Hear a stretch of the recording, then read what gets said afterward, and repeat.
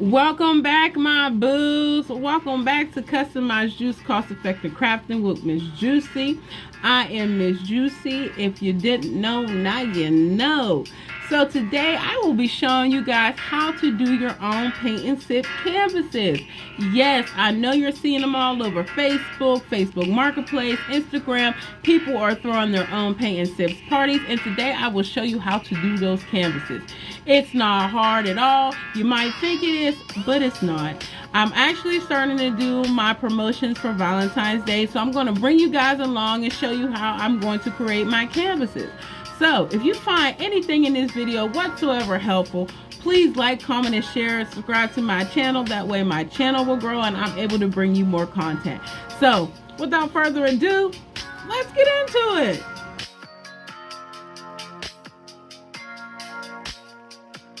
Good morning, good afternoon, or good evening, whenever this video is reaching you. I hope it is reaching you in good health. How y'all doing today? Welcome back to my channel at Customized Juice Cost Effective Crafting with Miss Juicy. I am Miss Juicy. If you didn't know, baby, now you know. Today I just wanted to get on. I'm actually starting to do some promoting for Valentine's Day. So I am going to be creating some paint and sip canvases that I can display on my business page and website for people to order for Valentine's Day. You know, date night. It doesn't have to be for Valentine's Day, but that's what it's basically targeted at today. Well, what these will be targeted at is for Valentine's Day.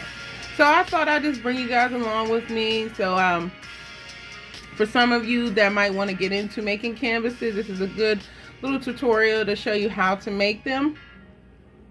Or if you just want to hang out with me.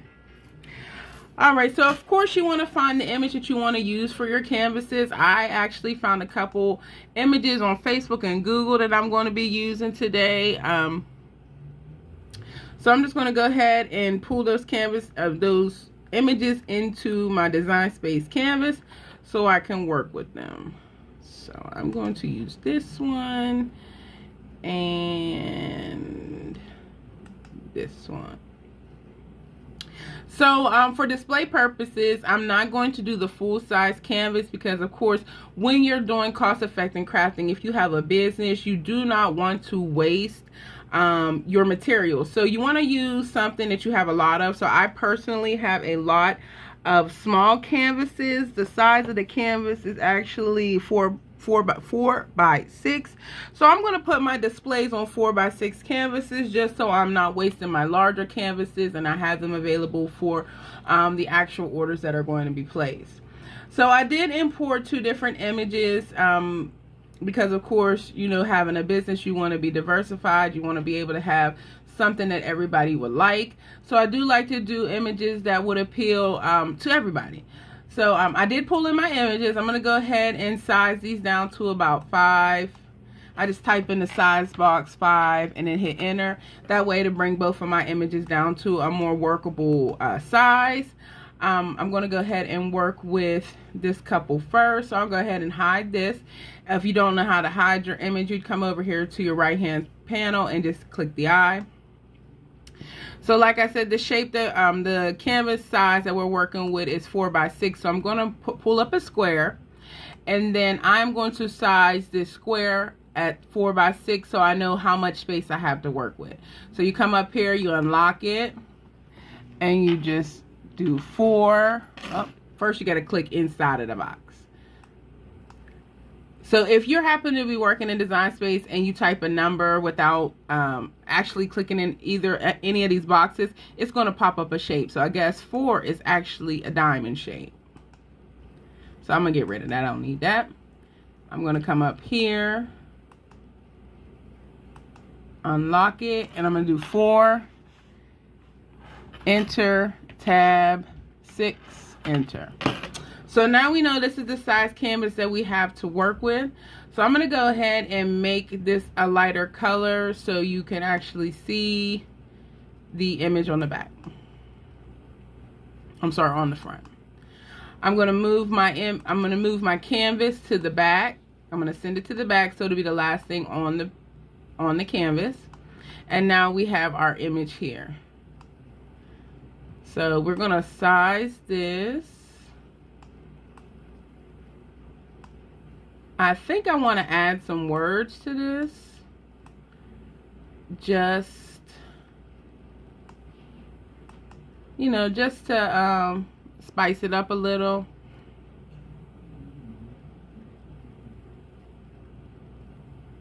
Kind of like that one.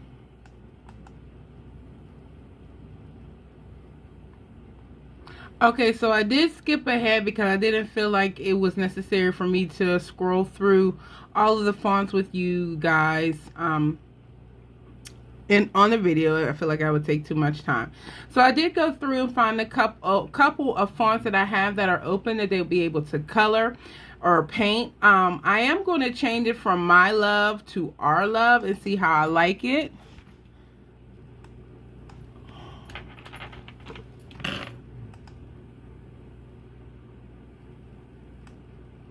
Okay, I like that one.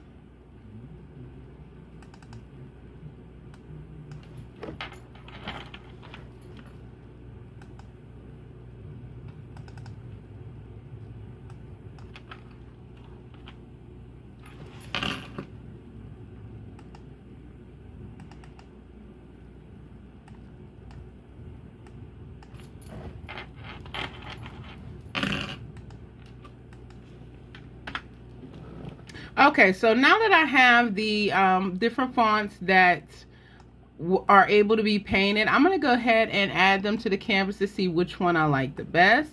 So of course the outline is going to be black. When you do your paint and sip canvases, you always want to make sure your image is black. You want to make sure your wording is black. Just because it's just easier to see while they're actually painting.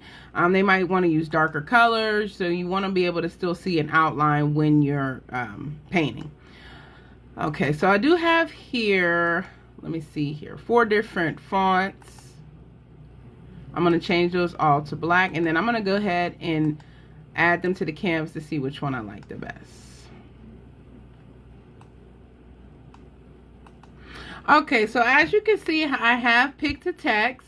The actual font that I am using is Aberforth Outline, and I did name my image Black Couple. So when you're doing orders or when you're preparing to do different projects, depending on how you plan on closing out your project at the end, like for me personally, I weld mine, so I always write down what I use. So if someone actually places an order for the display, I'm able to go back and recreate it the way they want to, using the same font or using the same image. So I always suggest that you write down what you're using before you weld. So once you have your image the way you want it to look, you want to go ahead and remove your square, which you use to basically see how much space you have. You want to highlight your words and your image. And then you want to, well, what I would do normally is I would group or attach it together just in case down the road I decide I want to change something or, you know, move something around. But at this point, I'm just doing these for display images.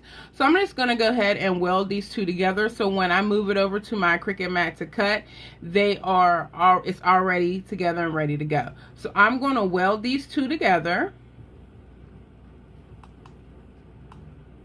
Okay, now that my image has completed and saved, this is ready to go. When I send it over to the printer, I'm sorry, not the printer, but the cutter, my machine, it'll cut out just like this.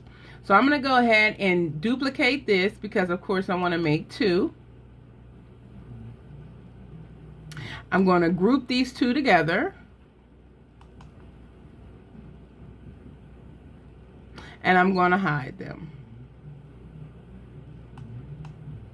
So now I have my first set of canvases ready. Now I'm going to move on to my second set of canvases. So this is going to be my second.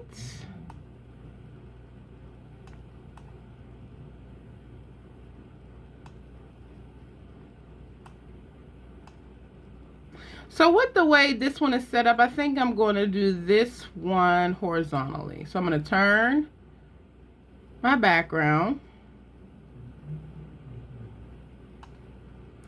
and then I'm going to size it that way.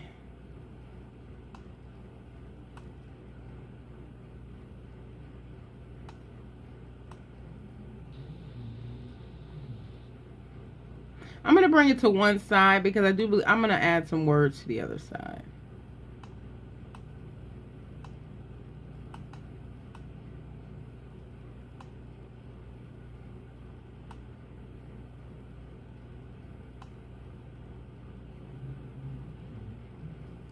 Okay, and for this one, I will use this font, but I am going to change the wording.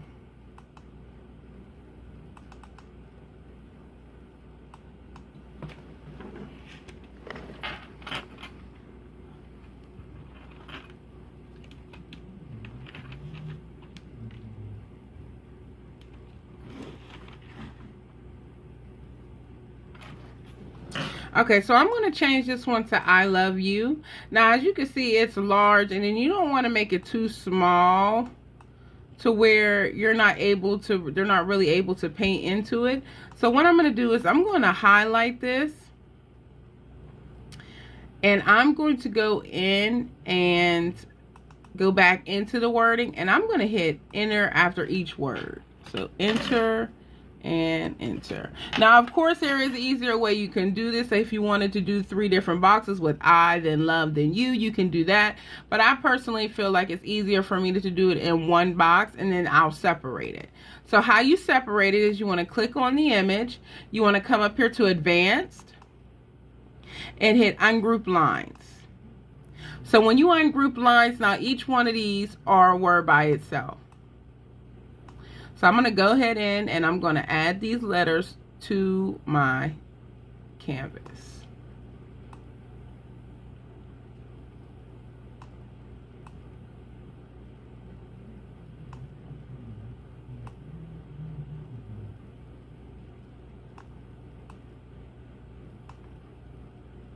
So I'm going to make these a little bigger.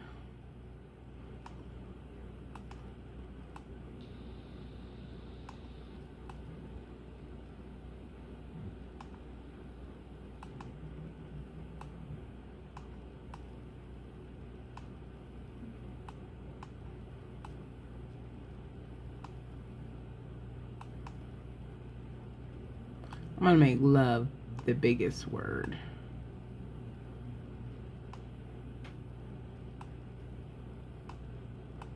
And I'm going to make you smaller.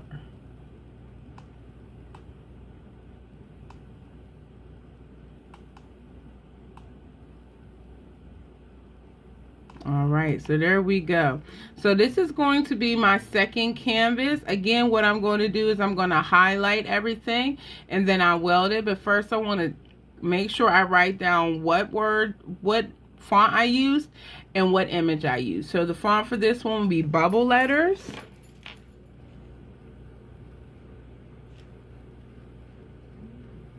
And the photo I used is Kiss Couple.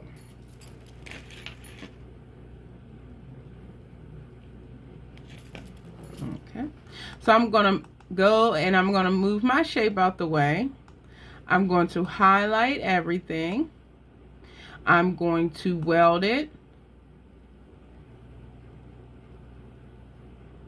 All right, so now that it's welded, we are complete with this image as well. So when you're ready to cut out your images, you want to make sure there's nothing else on the mat, because everything that's left on the mat when you hit make it is going to move over to your mat.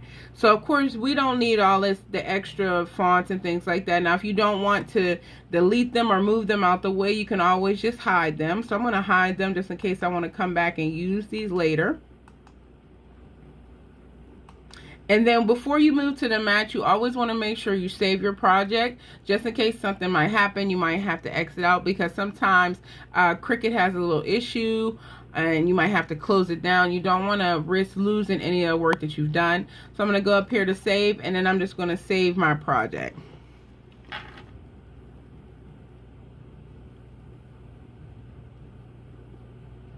Okay, now that my project is saved, I am ready to cut out. So I will unhide my other image, and then I'm going to duplicate this image.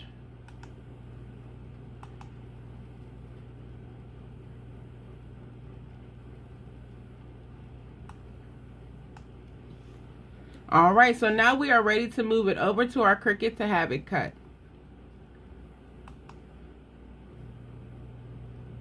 Okay, so now that we are at our cut screen and we're ready to cut, we know that all of it is going to be black, so we want to get it on to one mat. Excuse me. Get it on the one mat, because of course you don't want to do multiple mats if you don't have to. With these being so small, I do believe we can get all 4 onto one mat. And I'm going to save as much vinyl as I possibly can. So I'm going to turn this sideways, because when you put images on your mat, it's like Tetris. You want to get the best fit as possible. That way you're not wasting any vinyl, and you also are not wasting any mat space. So you really can't see, but if you could, you can see there's a little gap in here between the bottom of his shirt and where this one starts. So we're gonna, just basically play Tetris. But before you get too in depth, I always forget and then I have to go back and do it. You want to mirror your project, because with canvases you have to iron on the image, which means you will be using heat transfer vinyl. Now when you use heat transfer vinyl, you have to put the image down on the canvas or whatever you're placing the item on backwards. So we're going to go over here. First, I'm going to go to our material size. This is actually your mat size. So if you click this, and let's say it wouldn't all fit on a 12 by 12, you have the option to change your mat size, and you can choose whatever size mat you have. I do believe all of them will fit on a 12 by 12, so I'm not going to change the mat size. But I am going to hit mirror. Now, as you can see, it has changed the whole each picture around. So we have an extra picture down here. We're going to want to move that up to mat 1, so we're going to mirror that one as well. We're going to go back to mat 1, and we're going to play Tetris and get these on there to where they cut out and we save as much space and vinyl as we can.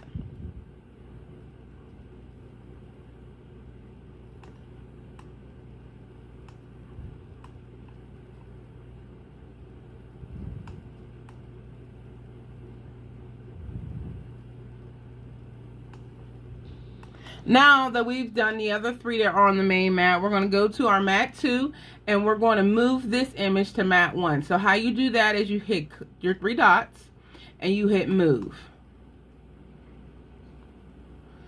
Now once you're in your move object panel, you're going to go ahead and click the mat that you want to move it to. Of course, we only got 1 mat, so we'll do the first mat.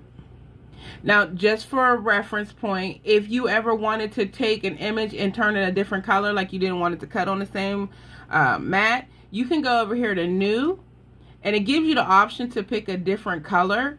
I mean, you technically don't have to use this color, but let's say you just want it on a different mat, you would just choose a different color if you don't have another mat available.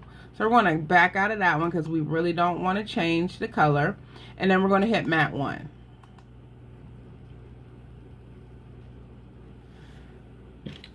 So now that our image has moved over here to mat 1, we're going to place it down to where we're able to cut it out freely.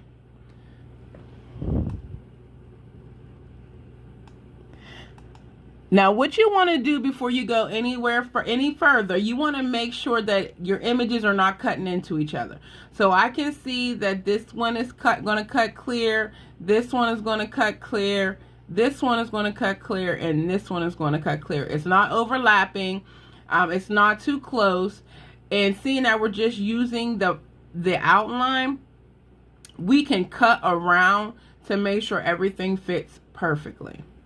And we've only used about 10 inches of the 12-inch mat for 4 images, which means you're only going to use 12 by 10 inches of vinyl, which is perfect. So now I'm going to hit continue.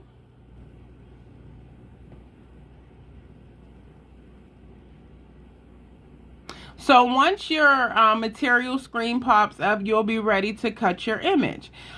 Here is where it gives you the option to pick what material you're going to use. So we are doing heat transfer vinyl today because we are going to be ironing it onto canvases. So we're going to go to everyday vinyl because that's what I'll be using today. Everyday vinyl. I purchased my vinyl from Synergy Crafts. The link will be in the description. It tells you to make sure that your mirror is turned on and iron-on material is face shiny side down, which means when you get iron-on material, it has a clear plastic coating on the front of it that protects the vinyl. So you want to put that face down on your mat. So we're not going to change the pressure because we are doing regular iron-on vinyl. We have nice size images, so we don't have to worry about it tearing up our vinyl or not cutting through because it's a strong material. This is everyday iron-on vinyl. So now that we have chose our fabric and we're ready to cut. So our next step will be loading our mat into our Cricut and cutting it out. So when we come back, we'll be at our table adding our vinyl to our mat.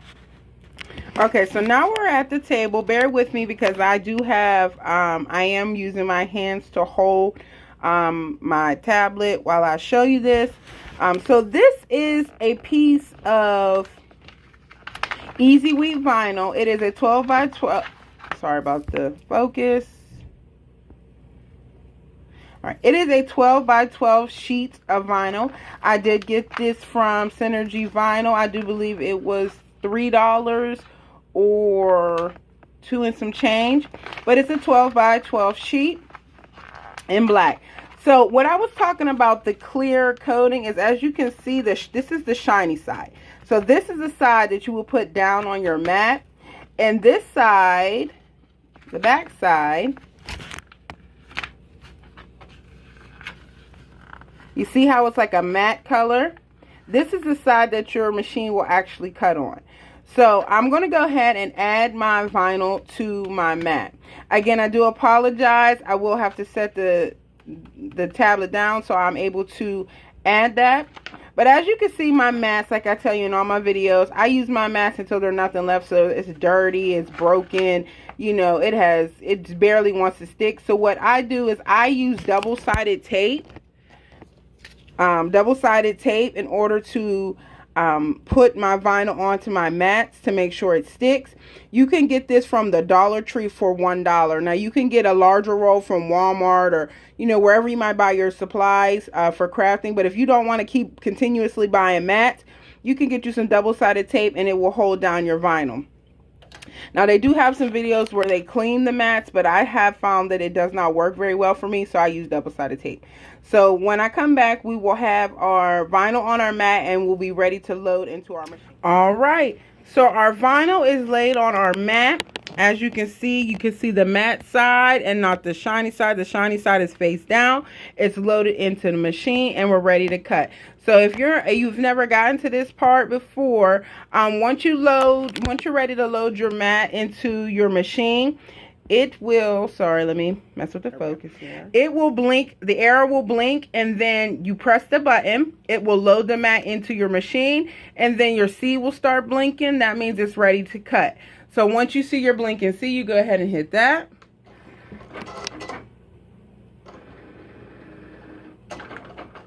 And now it is cutting out the images. So when we come back, we'll be right back at the table to weed our... All right, so we are back at the table and now we are going to weed our image. Before we do weed it, if you can remember, we only used about 10 inches of this vinyl. So I'm going to cut off the other 2 inches because I do not like to waste my vinyl. I suggest that you keep your scraps as well, whether you're starting out or if you have been doing this forever. Regardless, keep your vinyl because it comes in handy for small projects, or if you just need a little piece of vinyl to fix a letter or something on your shirts or whatever the case may be. But keep your extra vinyl. Don't throw away your scraps, and save as much of it as you possibly can. So I'm just going to take my ruler and I'm going to go down here to the bottom of my image, and I'm going to cut off the excess that is on here.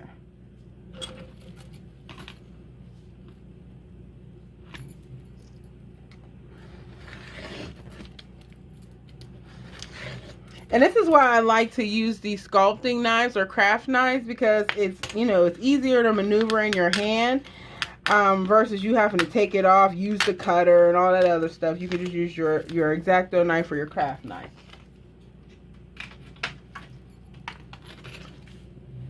All right, so now we're ready to weed our project. Now, I do apologize for the frame, the way I have my camera set up. It might be a little difficult for you to see.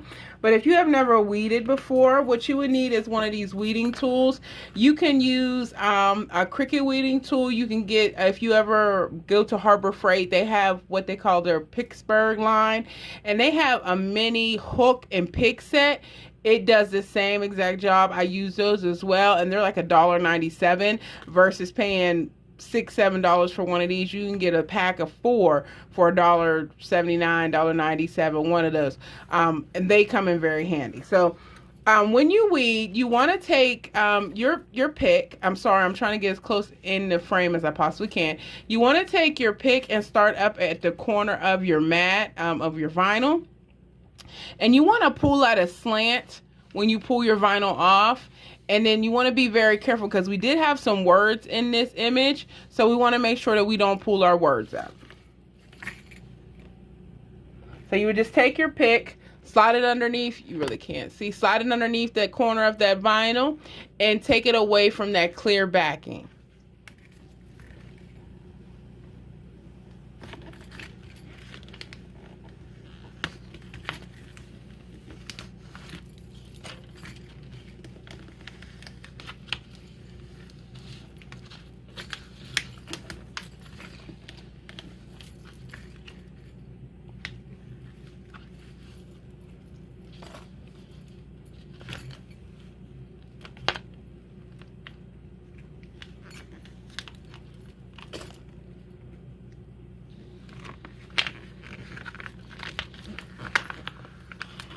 Now remember, we got 4 different images on here.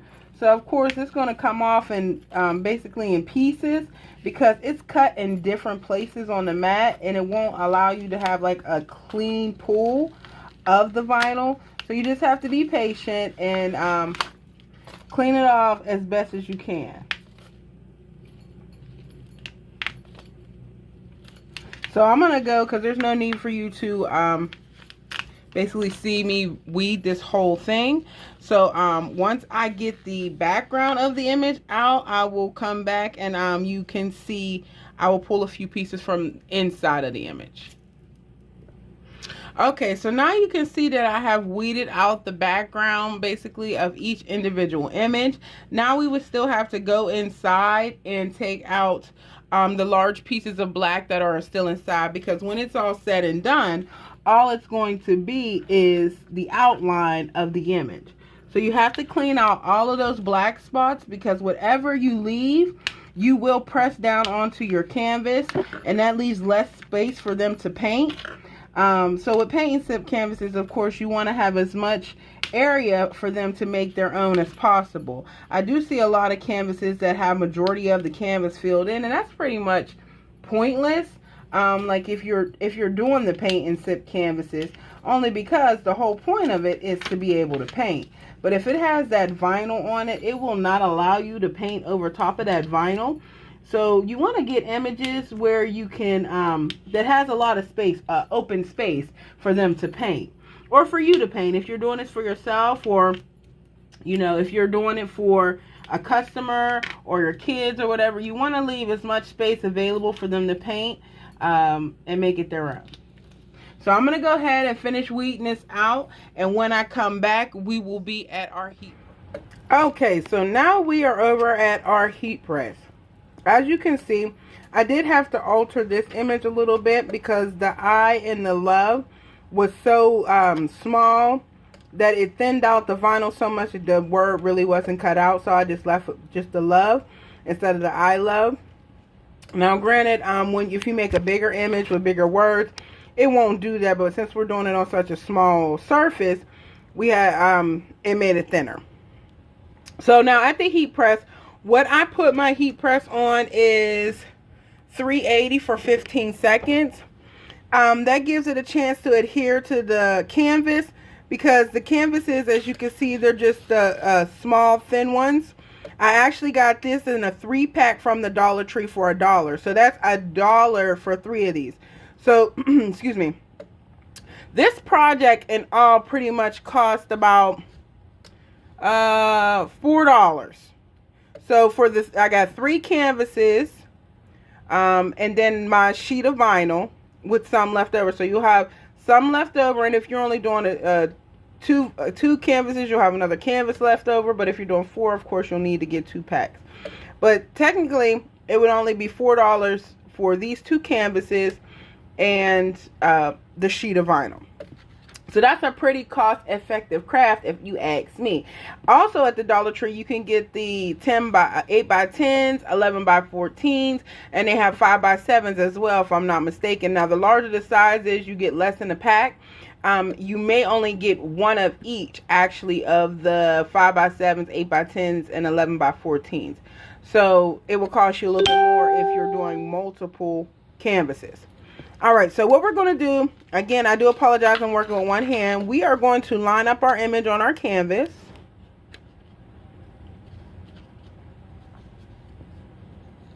Okay. Actually, before we do that, what they suggest you do is, because when you use your heat press or your heat press the item, a lot of the time there's moisture in the item. You don't know it, of course, because it don't feel wet or anything. But they say for you to press your surface before you heat press. Before you put your vinyl on.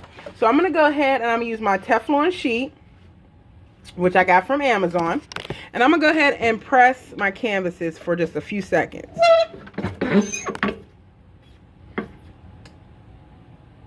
Okay.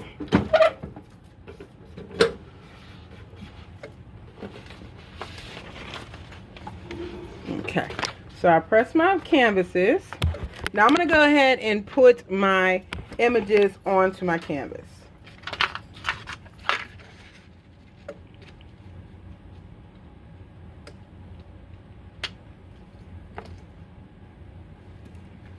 Again, guys, I'm sorry about my nails. I'm out here struggling. I'm struggling, y'all. Struggling. Right?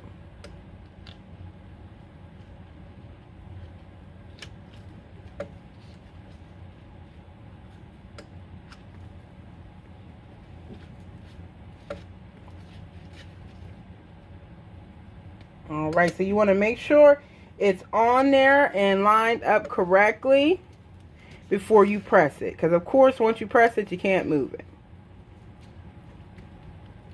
All right, so I'm going to put my Teflon sheet back on top of my images, and then I'm going to press for 15 seconds.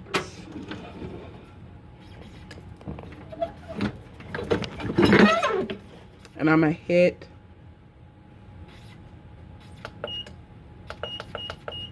well, of course, I hit the wrong button. But needless to say, you only need 15 seconds. I just started it, but I hit the wrong button. So it'll be on there a tad bit long because I do want you to see, you know. Alright. Now my heat does fluctuate, so I do leave it on there a couple more seconds anyway, just to make sure it adheres.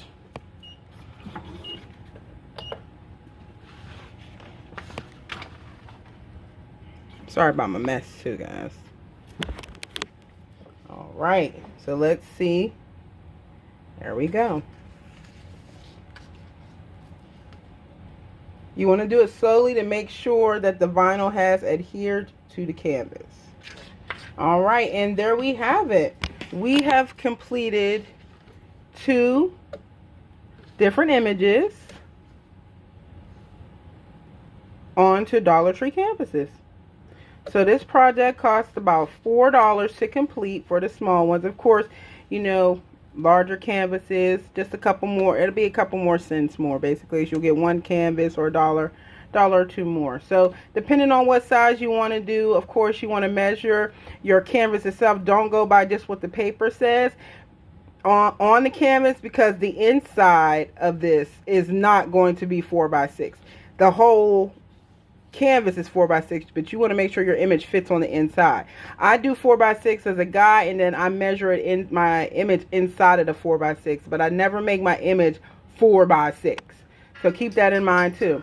So those are our canvases, guys. I'm so glad you guys hung out with me today, and I hope you guys continue to keep coming back and watching my videos. If you found anything helpful in this video whatsoever, please like, comment, share, and subscribe to my channel, so I can grow my channel and bring more content and continue to help you guys learn different crafts or different designing programs.